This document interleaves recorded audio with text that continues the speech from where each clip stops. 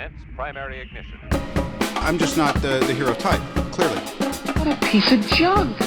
Enterprise, this is the captain. I have a bad feeling about this. It's all part of the plan. Engage. Welcome back to Podcast 2 for 1. I'm your host, Donovan Thompson, with my co-host, Daniel Wingfield. And today is episode 163 of Podcast 2 for 1, youtube.com/2for1 studios, the best place to consume the content. And if you didn't know, and Daniel, let's be honest, none of our audience knows this, we are sponsored by Kapow Comics, located at 4047 East Kill Avenue in Sherwood, Arkansas. There they have comic books, collectibles, graphic novels, and of course, special guest appearances throughout the year. Kapow. Kapow. Daniel, it's episode 163. We are talking Dungeons and Dragons: Honor Among Thieves. I think that's what it's called. And It is indeed, yeah. This movie came out, I think, around February, Valentine's Day, roughly in that area. And right before Avatar, right? Well, Avatar came out in like November, December last year. Right before something that like it was like got swallowed up by Shazam was out then. And John Wick. They were all in there on the same time. John Wick. I think that was the thing that like ate its lunch. Yeah. Yeah, it ate some lunch and then also the other kids' lunch too. So this movie came out and I remember seeing the press release a couple of years ago about, who's attached to it and everything else. And then we saw the trailer and, it's like one of those things. I think you were kind of more positive on the trailer than I was. I was kind of like, I don't really know how this is going to go. Like, I don't know how this is going to be like a thing. And, just small backstory here. I've always wanted to play D&D and I never have. And you do have a D&D experience.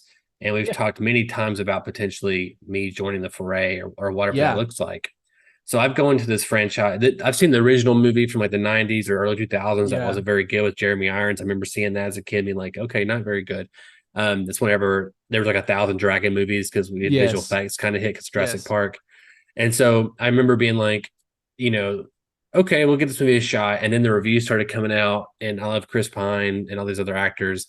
And I saw the movie and I was like, damn, I don't really know anything about the characters of the lore. I know like small keywords, but I was like really impressed by this movie. And I really love the adventure aspect. It's so well written, the comedy of it. And then I saw someone say it's like a fantasy Mission Impossible. And I'm like, that's right. That's what it is. Yeah. And I loved it. And so what are your thoughts on it? Yeah, well, just a little background. I do have some D&D experience. I've played a total of, I think, 4 games of D&D, and I've DM'd 2 of those. And so very light experience. I have played a ton of games that are essentially D&D in a video game series, whether we're talking about Divinity: Original Sin, some of the old Lord of the Rings party-based games. They're, even games such as Skyrim or the Elder Scrolls Fallout are essentially first-person translations of the D&D format. You have all your stats, you have your skills and all that kind of stuff. I really enjoyed this movie. I think you really were raving about it, and that maybe set my expectations at a level that were maybe a little too high, so that it was like that nothing was wrong about the movie, right? Like nothing was like they didn't do anything wrong. I really feel like they kind of nailed exactly what they were going for. I don't feel like the highs, like I didn't get any goosebumps really. You know what I mean? At any moments, I didn't like, there was a lot of humor, and I think it was good humor. I think I was watching it like with my wife in the living room. So I think it's a different experience with some of that humor when the whole theater chuckles versus like one person or 2 people. It just feels a little different, I agree. But yeah, I think it really did what it set out to do. It was a really fun adventure. I wasn't expecting it to be like a heist movie, but it really enjoyed it, being that.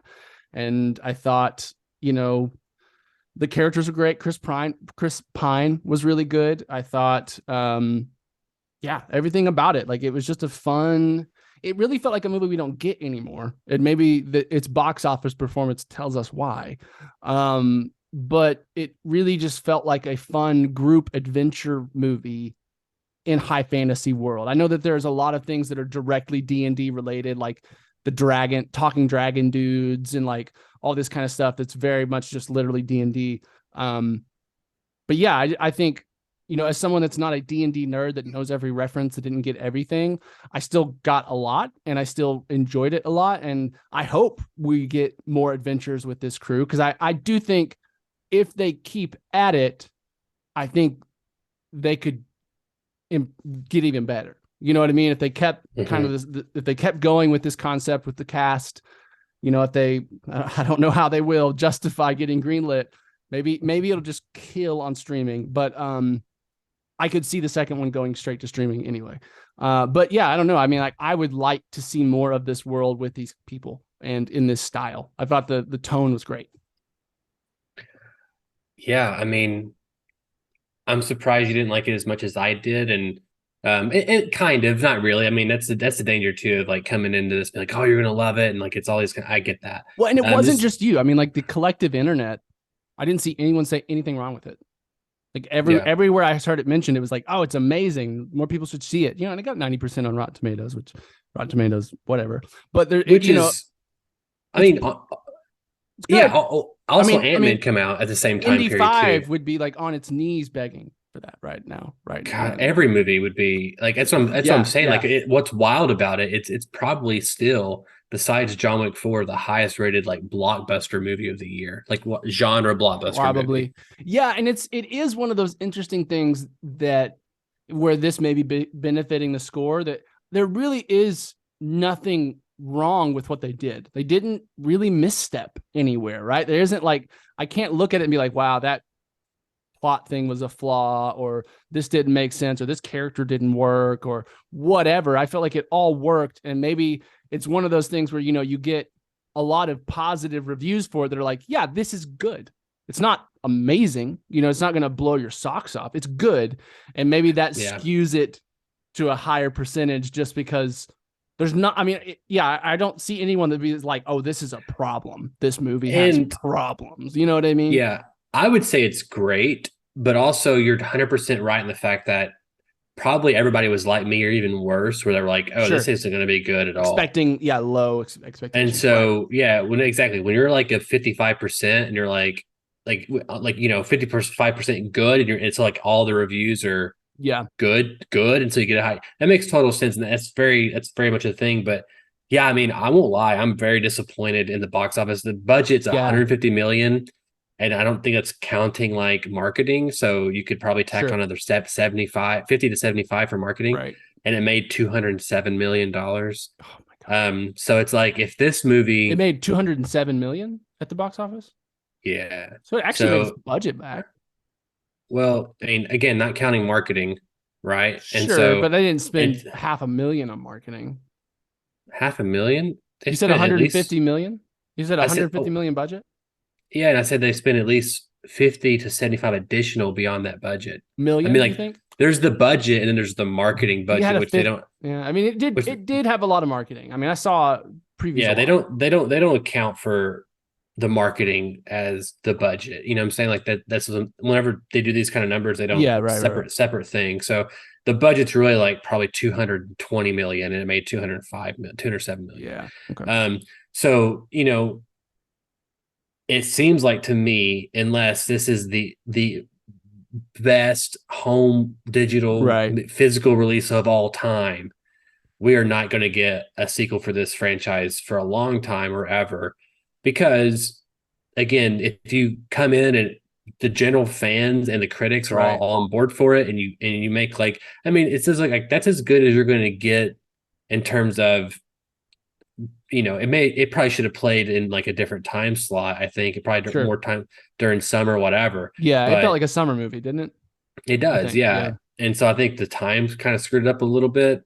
Yeah. But also, I don't think that what studio is going to sit there and greenlight a second movie with less money? I could see a streamer being like, okay, if no one's going to do this, we'll pick it up, and it'll be like because you will bring an audience. There will be a lot of people that would go see a second one, because between 200 million worth of tickets, went to go, or, and then, even if it only got, I don't know, I'm trying to think of a conservative number, 10 million streams. Is that a lot or a little? I don't know. I feel like I'm lost in those numbers a little bit. I mean, like if you said that and then a streamer said, okay, well, we can't give you $150 million. Maybe we can give you 50 million. And then this guarantees us, I don't know, 10 million people will come stream it to our service. You know what I mean? Like that's valuable, right? Like that would be valuable for like, I don't know, Showtime or one of these like kind of outskirt streamers that are still trying to get relevance. I don't know. Like, well, the movie is a Paramount movie, and so it's on Paramount Plus. You know, like that's where its home is. So like it's found that place, and you're right. I could see there's a possibility like I see more so like they're gonna make a Dungeons and Dragons TV show, and then these directors are gonna produce it. Like they'll have a producing credit. They probably won't be showrunners. You know what I'm saying? Pine Like will make one appearance at some point. You know, maybe kind of if that I could totally see like they take the style or the tone of this movie and make a series on it. I can see that's where we're probably going to go because that's a huge property still for like fans. And you know, and also too, there's another layer to this too, as well. Like, what were the sales for Dungeons and Dragons, like the game, and like what did that do for it? You know, because they want these things to kind of feed into itself. You know, and there's been many times where like, okay, the movie didn't do great, but we sold 400 million. Like it's like Cars, Cars didn't do the best critically. Paramount own Dungeons and Dragons? They wouldn't profit off any of that potentially. I don't know if they own it, but I mean Hasbro. I assume Hasbro owns it. But I think it's Wizards of the Coast, or maybe that's I don't know, like Allspark Pictures and Hasbro. They might have the movie rights to it. You know what I'm saying? I just don't know. What the thing is there. They don't own probably the IP Dungeons and Dragons. They probably own the IP rights for the movie. Anyway, I think this is unfortunately, good thing is the movie ends on a way where it's like, okay, can be a one and done. It's not some big cliffhanger. It's not some like obviously it's set up like this family and this group of friends and like, you know, there could be more. Obviously, you could do any type of story in this world, but it does feel like, you know, we got a good movie out of it. And it did. I mean, like you can draw some comparisons with like Guardians of the Galaxy. I mean, it's kind of a group thing. Lots of kind of like unlikely heroes. You know, the seemingly the worst of the, you know, the worst wizard, and you know what I mean, like the bard who makes bad plans. You know, it's just like these people that are kind of like, you know, out of place in this world that find family together and accomplish something together, you know? Yeah. I mean, it feels like you could make some really good sequels on this, you know, focus on, you know, the wizard next time. Maybe like you kind of, you know, Chris Pine isn't the protagonist next time. He's more of a supporting character, and you make one of the other people in the group the protagonist. I did think, I mean, like Chris Pine did. I mean, it felt like a role made for Chris Pine. 100%. Did it not? Like it felt like they were like, okay, you remember how you were in Kirk and Star Trek? Do that, but more, basically. You know, be more sarcastic, more cocky. You know, like all of that shit. And I think, I don't know. I mean, there's part of me is like, well, maybe Chris Pine loved doing the role so much, he'll be the driving force behind, you know, doing more. You know, he was in, you know, everyone loved him in Wonder Woman, and then they brought him back for 84, and which is a whole other can of no one liked that movie. And so then Star Trek was his other thing, but like they've really jacked the cast around for Star Trek 4, and it's also like I'm not sure Star Trek is the most profitable on the screen versus if on I'm TV. Chris Pine, I'm not sure I want to be in the next Star Trek movie. Just to be honest, I'm not sure where it's going and what they're doing with it. I think he would like that paycheck if it ever, ever happened. But as where my career's gonna go and growing it kind of thing, I feel like, I mean, he's for one, I did think he looked older than I've ever seen him in this movie. Like he looked like he did showing his age. Now maybe that was which makes sense. It's his most recent movie. Yeah, I mean, it makes no. And I did think like in the flashbacks, his wife was literally 19 years old, and he was like graying, and it was supposed to be a flashback. And I was like, you have the same amount of gray in your hair, though. So Chris Pine, I think Chris Pine's a good-looking dude, and you know we can all wish to be like Chris Pine, right? But he is someone who there's some actors or just people that age differently or age faster, and I feel like he's someone who's aging faster compared to other actors his age. Yeah, maybe he's just not getting a bunch of work done, and it's credit to him. He's accepting his aging naturally. Yeah, what's that is genetics. I mean, it's a lot of different things going on here. So, but I think you're right in the fact that he is looking older, but I'm curious as to what his maybe he's still getting plenty of money from Star Trek. I don't really know how lucrative some of these deals are with like Right. residuals and points and that kind of stuff. I mean, until you're in there, but Right. um, And he's only I just 42. He's not that old. Even when you think no, about he's not like old. Tom fucking Cruise, how old is He's he only now? 12. He's only 12 years older than us, or 11 years older than Yeah. Is us. Tom Cruise like 60 yet? Surely. He's 60. Yeah, he's 60. I think he just had his 60th birthday last year. And that guy Um, looks barely over 40. he So still looks yeah. great. I can tell his age is kind of finally catching up to him too a little bit in Yeah. this last trailer, but he still looks. I wish he's exactly 60. July 3rd, so he'll be 61 pretty soon. He still looks way better than I ever have my entire life. I'm 30, Sure.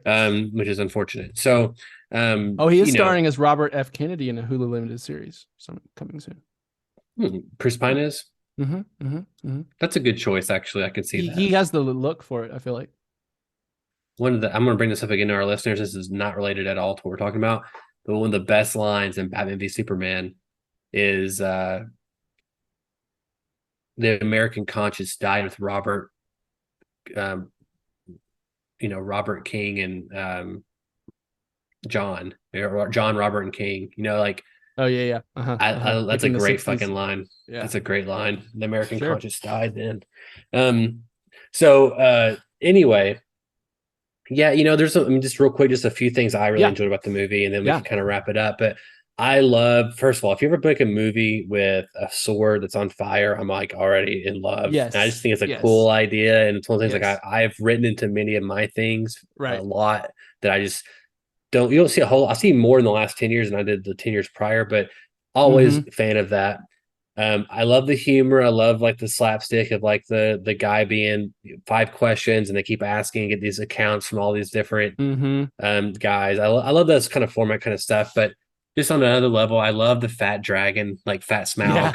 That was great. Yeah. It's like kind of playing on some expectations. Like you've seen a dragon, but you've never seen a dragon like slide down a giant bridge and like he's Yeah. just fat and eating everything, like that's great. Yes. And I love like the oneer with like the girl in the transformation. She's also from It, from Andy Muschietti's It. Like I like, I just think like it. Oh, what's weird too is Bradley Cooper's cameo, right? Weird spot. Oh, yeah, I know. I was watching. I was like, "Is that Bradley Cooper?" And my cat was like, "Yeah." I was just like, "That's so." I mean, like they probably had him in the studio for like all of 2 hours, right? Like just sit on this green screen and you've got 10 lines. You know what I mean? Well, I just don't understand this recent trend of like big actors cameoing and other friends. I It's like like a thing. it. I like it. It makes it feel bigger than it is. Like, I mean, Bradley Cooper being in it made the movie feel a little bit like, oh, I got Bradley Cooper. I don't know. I feel like it distracts me. Like it's like it's kind of like Deadpool 2. It's a little better because it's Deadpool, but like you have Brad Pitt for 2 frames when he gets electrocuted. Right. But it's more. You probably didn't see The Lost City last year, or did you watch Bullet Train last year? No, I haven't seen it yet. Damn, both those are pretty good actually, and that's a little different because like Brad Pitt cameos in Lost City, and then Sandra Bullock cameos and Channing Tatum cameos in Bullet Train. So it's Gotcha. it's happening a lot. It's like they're just doing favors. Yeah. Yeah, but they don't even show these actors in the trailers, so it's just like a fun thing for I guess for the filmmakers. It's pretty interesting. Just probably the quick, actors, they're just friends, I guess so. Yeah, real quick, just some little tidbit for you. Yeah. The directors Jonathan Goldstein and John Francis Daly, they were co-screenwriters for Horrible Bosses, The Incredible Bart Wonderstone. They did some comedy stuff. They did Game Night, which I think Game Night's really great. They're also one of the writers. They got co-writer credit for Spider-Man: Homecoming. So this tells you right here, Daniel, we could be writers, a team of writers, and then direct a Dungeons and Dragons movie someday together. Boom. It's our destiny. I will say I really enjoyed Zinc, the paladin.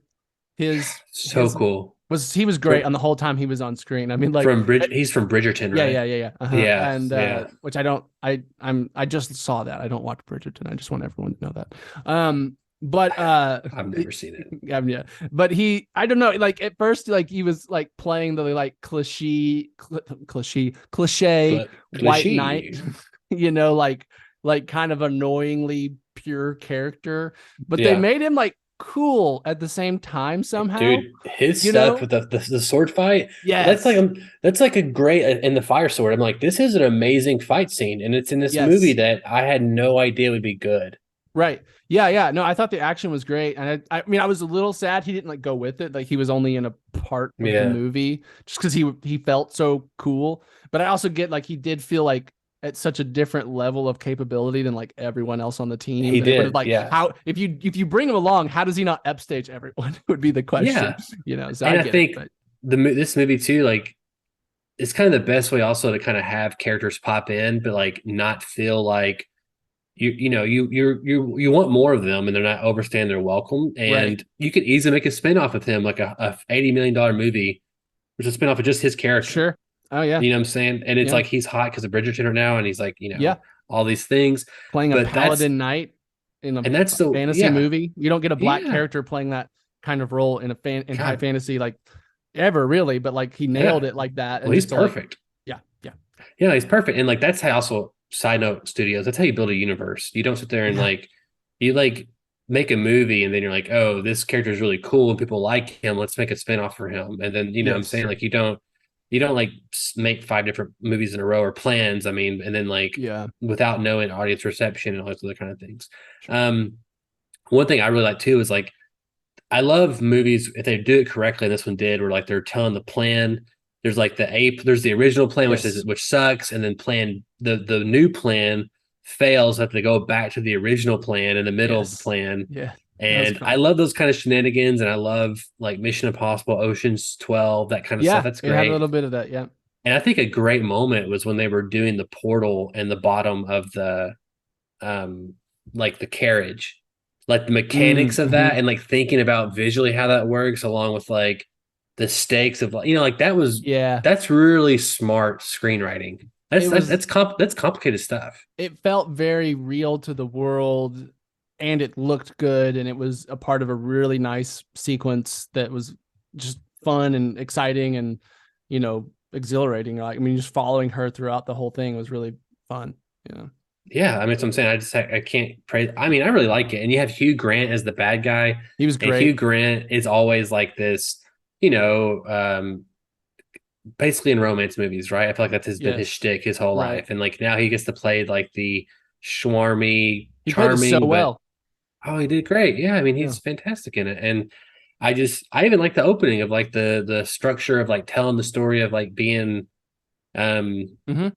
in prison and like he's recounting the whatever and he gets free, and then how that plays at the end with like they Yeah. boarded up the wall. I mean, just like little things like that. I was just the whole time I was like, this movie is just it's thoughtful in the fact that like Yes. things are always coming back and paying off, and Yes. it's thoughtful screenwriting. Did they also write this movie? They did not. Chris McKay is a story. Okay, Oh. they did write it, and Michael Gio, but Chris McKay is the story of it, which is interesting. Okay. Interesting. Um, which he directed the Tomorrow War, which we won't hold that against him too much. He did direct Renfield, which I watched a couple weeks ago. Oh, did you like it? Um, It looks fun. it is fun. Nicolas Cage is amazing. Yeah. It is fun. I kind of thought I got some issues with it, but Sure. I mean, it's still fun. I mean, I would recommend it. Like, yeah, if you want like a cool vampire thing, go watch it. It's fun. Is it? It feels like it's a comedy tone wise. Is it definitely a It's comedy? both. Yeah, Oh, it's okay. definitely a comedy. Yeah, it's definitely a comedy. Cool. There's some good kills in it. There's some good gory stuff in it. And like you're like, oh, that's some good fighting actually. Cool. Anyway, yeah. So I mean, Daniel, last thoughts on Dungeons and Dragons? Yeah. Again, like I say, like I think it's hard to find a flaw in it. You know what I mean? And I think, especially I think it's one of those movies where like, having no Dungeons and Dragons experience or knowledge, you're going to have a good time. And if you do have a little, and especially you have a lot, you're probably going to like really, really enjoy yourselves. You know what I mean? And so it definitely feels like it's written by and made by people that love the source material, which is also something, cough, cough, The Witcher that we can struggle to find these days. And so I think anytime you get someone that can lovingly adapt and produce something that just is so genuine to the source material, loving to the longtime fans, and also like a good place to start for new people it's a win, you know. And and yes, it struggled at the box office, but I hope it finds a way to keep going. Out of all that, Daniel, I took away that I have to watch season 3 of The Witcher later this year. I know, right? And then the not show because just I really ends. want to. It's so sad that they're just canceling the show after that. Like It's it's just really sad. It's a strange decision, but you got to end it while it's good. Don't want to go too long. That's true. I just remembered though that there's a spinoff we never even talked about. I've never even seen. Of like a prequel with like Michelle Yeoh. Yeah, with Michelle Yeoh. Right. Yeah, I don't think it got good reviews. But I don't think so. That's like, why I think this is not panning out for them. Well, and I think also it like came out after the news of Henry Cavill leaving, and everyone's just like, don't care anymore about The Witcher. Like I mean, like me and my wife were bigger Witcher fans than most people, I think. And as soon as that news came out, it was like all interest just left the building. You know what I mean? It was just like, I've stopped caring about that entire universe that Netflix owns now. Weird. Yeah. You know, and it's not just, I'm rambling. It's not just that Cavill's leaving. It's why he's leaving. You know what I mean? That is just like, ew, I don't want to watch this anymore then. You know what I mean? Like the fact that, I mean, I enjoyed pieces of season 2, but even then I was kind of like, this isn't scratching the itch that now we know why. And now we know why. Because the showrunners were sabotaging it the whole time by trying to like change source material shit. And Cavill was like in there trying to keep it true to the source. And they were like, he's the people's champ, man. He's Superman. He's playing ball with all these studios. Golden, you know what I mean? Yeah, he fucking built his own PCs. He I saw this interview of the day where they're talking about like, what's the nerdiest thing you do? And he was like, well, I play Warhammer, 40,000. Yes. And then this guy's like, oh, I'm like a paladin, whatever. I kind of dabble. And he goes, you're a paladin? He's like, okay. Like, but like it was genuine like excitement that he found someone that he could talk to about and I was like, and let's be real, that is some nerd level 9 nerd level shit. Like I don't even 40K, do that. Like that's like beyond. That's beyond Pokemon me. Cards. That's beyond me. Comic. Yeah, that's like. I mean, the amount you have to spend to be like an avid enjoyer of that is like a lot. You know what I mean? Yeah. You're thousands and thousands of dollars on minifigures and like. Our banner on YouTube says comic books, collectibles, movies, and TV, video games. It does not mention Warhammer 40K. It should say we should add and not Warhammer 40K. Just to be sure, just to make very clear. We're drawing a line. We are not that dorky. No, I'm kidding. True. I'm just as a shout out, like I think it's probably really cool. If I had the expendable income and time, I would probably get into it. So just I'm excited for his TV show, and I'm also excited for the new video game coming out. Wait, Henry Cavill's in a TV show of 40K? Is that right? I think he's the rumor, I don't know, maybe I think they did announce it. He's spearheading in it, and he's basically like heavily involved, executively producing it. Heavily involved in the creation, but he's also going to star as the main character. I'm like, boy, like you know what? You create your own destiny, Superman. I mean, he's got the power to at this point, like the amount of people that love him and the amount of just. I mean, he should also have a decent amount of money at this point, I would think. He can't do any wrong. Yeah, he has to. He plays Superman a couple times.